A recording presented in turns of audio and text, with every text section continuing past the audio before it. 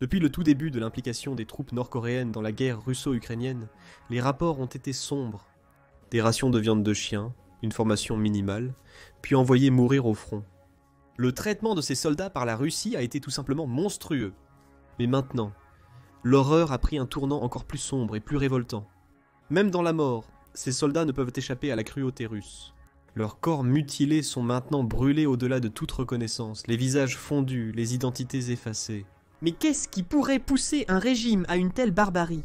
Une barbarie? Regardez la vidéo pour en savoir plus. Hélas, il n'y a aucune exagération ici. Les atrocités dont nous parlons ne sont pas que des rumeurs ou des exagérations. Le président ukrainien Volodymyr Zelensky lui-même confirme ces informations. Dans une publication partagée sur 10 autrefois sur Twitter, le 16 décembre 2024, Zelensky a révélé que les Russes essaient littéralement de brûler les visages des soldats nord-coréens tués au combat. Mais cette révélation n'était pas juste une déclaration, elle est venue avec une preuve. 31 secondes partagées sur l'ancien compte officiel de Zelensky et sur Telegram. La vidéo confirme sa description. 024, on voit un groupe brûlant ce qui ressemble à un corps, sur une pente enneigée, comme l'indiquent les sous-titres. Les Russes tentent de dissimuler les visages des soldats nord-coréens, même après leur mort. Les images montreraient les conséquences des batailles dans la région de Koursk en Russie. Mais aussi indéniable que ces horreurs semblent, la brutalité pure les rend presque surréalistes. La campagne destructrice de la Russie a engendré de nombreux rapports d'atrocités. Même lorsque des preuves vidéo existent, cela peut sembler être un cauchemar trop horrible pour être vrai. Et ce cauchemar pose la question, pourquoi ? Pourquoi les soldats nord-coréens sont-ils déjà des pions dans cette guerre cynique, ayant même leurs morts effacées de la manière la plus horrible imaginable ? La réponse réside dans un pragmatisme froid et calculé. La Russie tente désespérément de cacher la présence des troupes nord-coréennes dans cette guerre.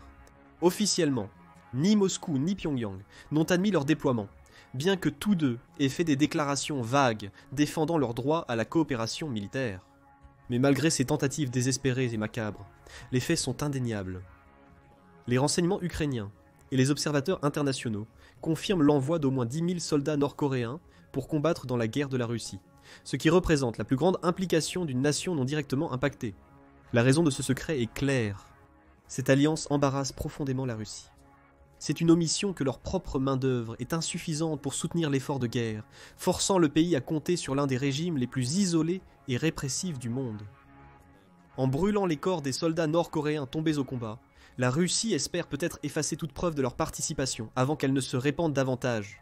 Une autre explication possible de cet acte macabre serait une tentative de cacher les lourdes pertes subies par les troupes nord-coréennes. Ces troupes ont été amenées pour compléter les rangs russes, qui ont subi un nombre stupéfiant de 777 720 pertes du 24 février 2022 au 24 décembre 2024, selon l'état-major des forces armées ukrainiennes. Alors que les troupes nord-coréennes tombent en grand nombre, Vladimir Poutine, le président russe, est désespéré de cacher au monde le véritable coût de sa dépendance aux combattants étrangers. Les troupes nord-coréennes auraient subi des pertes désastreuses au combat. Depuis leur entrée en combat début décembre, au moins 1000 de ces troupes ont été blessées et des centaines d'autres tuées. Zelensky estime même le bilan à plus de 3000 tués ou blessés, et les rapports du champ de bataille dressent un tableau choquant de la façon dont ces chiffres ont grimpé en flèche en seulement quelques semaines. Les premiers chiffres rapportés étaient relativement petits, comparés aux estimations actuelles.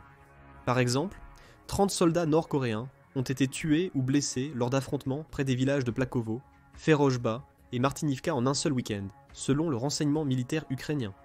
Les forces spéciales ukrainiennes ont rapporté des chiffres similaires, 50 troupes nord-coréennes tuées et 47 blessées en 3 jours.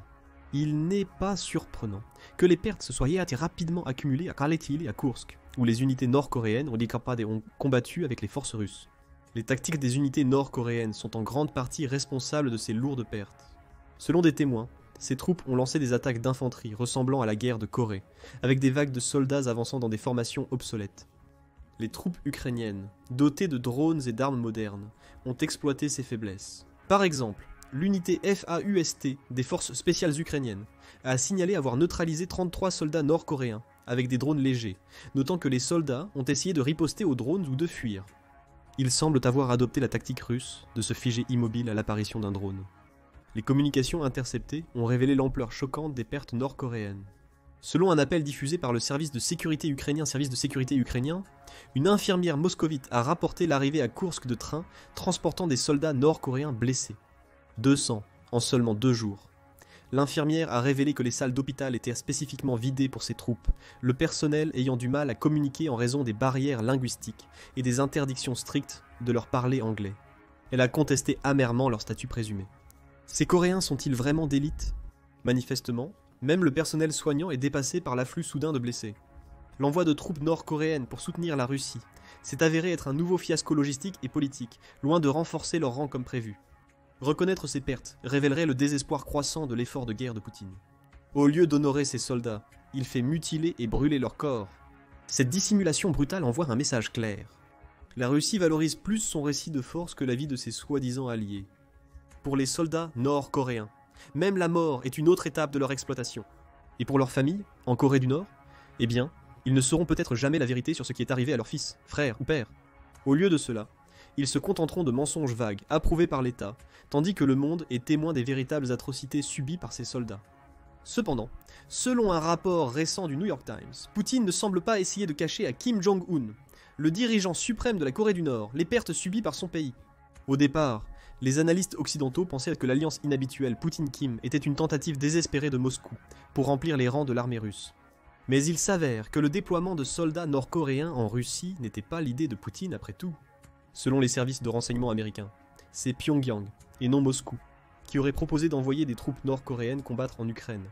Bien sûr, Poutine, toujours désireux de renforcer son effort de guerre vacillant, a sauté sur l'occasion pour accepter l'offre de Kim. Depuis août 2024, on estime que 10 000 à 12 000 troupes nord-coréennes ont été envoyées à l'oblast de Koursk, s'intégrant aux unités russes, dans l'un des théâtres les plus sanglants du conflit. Pour Kim, sacrifier ses soldats n'est pas une tragédie, mais une simple transaction. Selon les responsables américains, Kim ne s'attend pas à un paiement immédiat.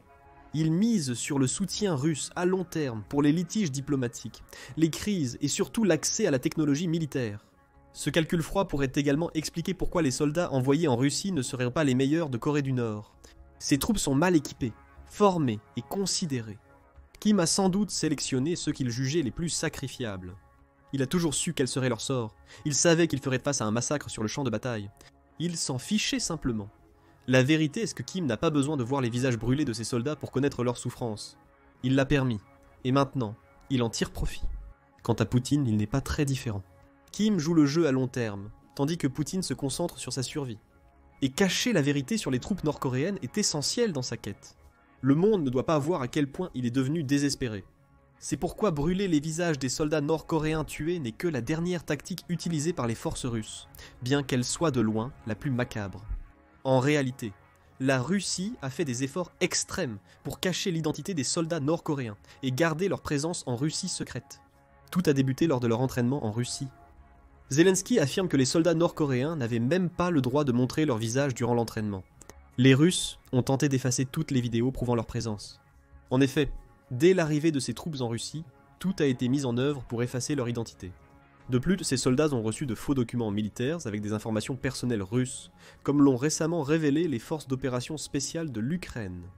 Les forces ont découvert des documents d'identité militaire presque vierges sur les soldats tués. Il n'y avait ni tampon, ni photo.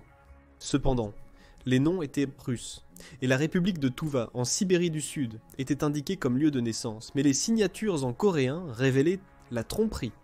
Afin de cacher leur identité, les soldats nord-coréens devaient se faire passer pour des peuples indigènes d'Extrême-Orient russe, notamment les Bouriates. Selon l'armée ukrainienne, ces soldats se sont intégrés dans des unités russes, en se déguisant en habitants locaux. Ils ont également reçu des documents, ont été formés dans des centres militaires russes, et ont finalement été pleinement intégrés aux forces russes. Malgré ces tactiques, le Kremlin n'a pas réussi à influencer les Ukrainiens, les Sud-Coréens et les Américains. Les services de renseignement ont vite découvert la vérité. Cependant, cela n'a pas empêché Poutine de continuer ses efforts ridicules. C'est pourquoi le renseignement de défense de l'Ukraine du ministère de la Défense a rapporté le 14 décembre que la Russie a mis en œuvre des mesures de contre-espionnage strictes pour protéger son secret.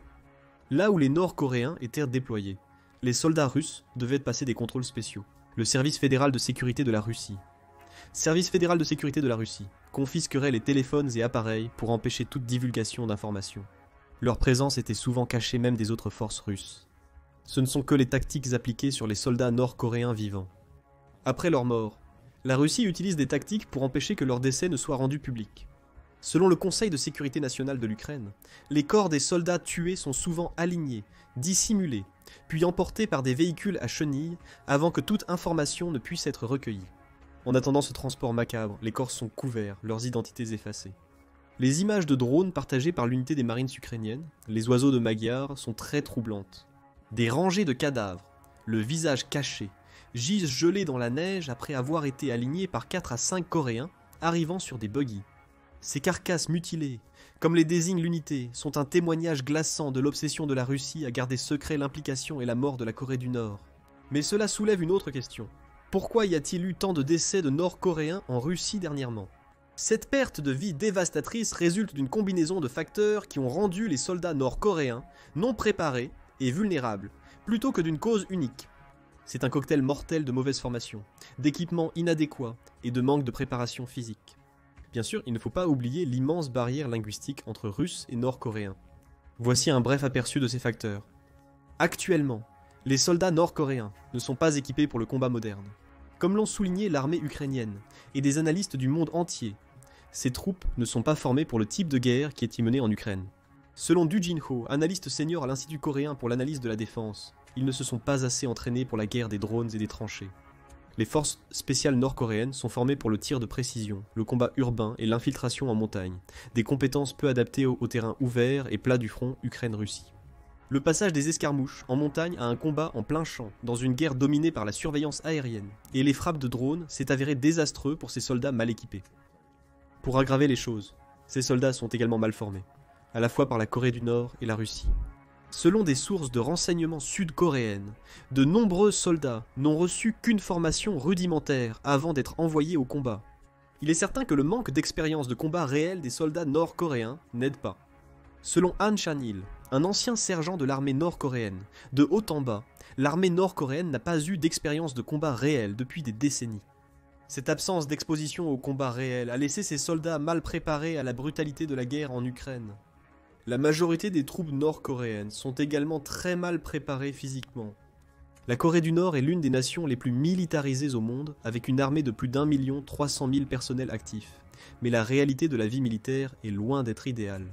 Kim, un transfuge de la Corée du Nord, a rappelé l'extrême malnutrition qu'il a vécue avec ses camarades pendant leur service. Kim a déclaré qu'il y avait peu de nourriture, des mauvais traitements et des marches hivernales épuisantes, sans repos. L'armée nord-coréenne est toujours confrontée à des pénuries alimentaires, et de nombreux soldats souffrent de parasitose, faute de soins médicaux adéquats. On a même trouvé chez un transfuge des vers parasites longs de 27 cm, une représentation effrayante du total mépris pour le bien-être des soldats. Malgré la compétence, l'expérience et la préparation physique des soldats arrivant en Russie, ils éprouveraient des difficultés sur le champ de bataille. Pourquoi ? Eh bien c'est simple en réalité. Ils ne comprennent pas ce qui se passe. Les législateurs sud-coréens ont révélé que les soldats nord-coréens avaient appris une centaine de termes militaires russes de base. Mais ce cours intensif est loin d'être suffisant, surtout dans le feu de l'action. Selon le GUR, la barrière linguistique complique toujours la gestion et la coordination.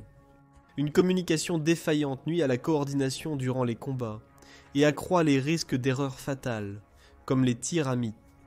Dans un tel incident, des soldats nord-coréens ont par erreur ouvert le feu sur des troupes tchétchènes, des bataillons Akhmat, combattant aux côtés des forces russes, tuant 8 hommes.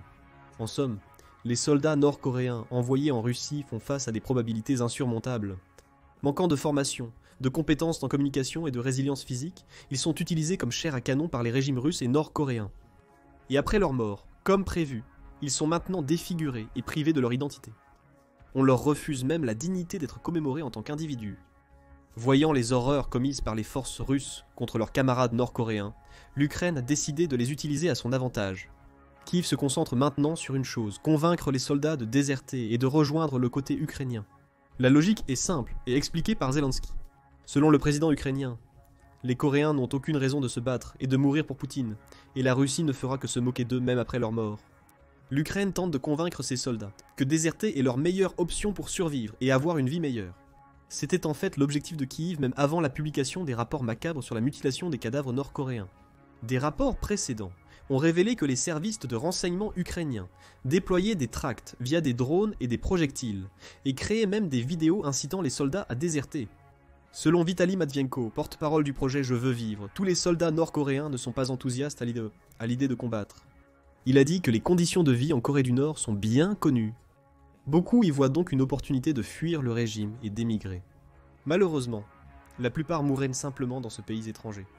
Les tracts largués par les drones délivrent donc un message clair. Kim Il-sung ne voulait pas que les soldats nord-coréens se battent pour les impérialistes russes. Les tracts comprenaient également des instructions étape par étape sur la façon de se rendre, promettant des garanties et des avantages à ceux qui choisissent de déposer les armes. Dans une vidéo sur Telegram, un volontaire nord-coréen des forces ukrainiennes a appelé ses compatriotes à faire défection. La vidéo promettait la libération de la surveillance du régime nord-coréen pour ceux qui la partageraient, qualifiant de péché le fait de ne pas saisir cette opportunité unique. Compte tenu du sort de nombreux soldats nord-coréens combattant pour la Russie, cette description semble plutôt précise. Cependant, le succès des efforts de l'Ukraine n'est pas garanti. En Corée du Nord, la loyauté envers le régime est cruciale et le service militaire reflète cette dévotion. Les soldats des unités d'élite nord-coréennes, très estimés dans l'armée du pays, sont choisis non seulement pour leur capacité physique, mais aussi pour la loyauté de leur famille envers l'État. La défection, même en Russie, serait considérée comme une trahison impardonnable, surtout compte tenu de l'endoctrinement brutal qui imprègne tous les aspects de leur vie. Dans certains cas, les soldats nord-coréens sont formés à se suicider plutôt qu'à être capturés, croyant que cela garantirait la prise en charge de leur famille et leur rappel en tant que héros. Cette mentalité et le contrôle strict du régime sur les familles des soldats rendent la défection difficile. C'est plutôt un défi à tout ce qu'ils ont appris à valoriser, même si cela implique d'affronter la mort au combat et la mutilation après la mort. Que pensez-vous de ces rapports alarmants? Cela vous surprend-il du tout?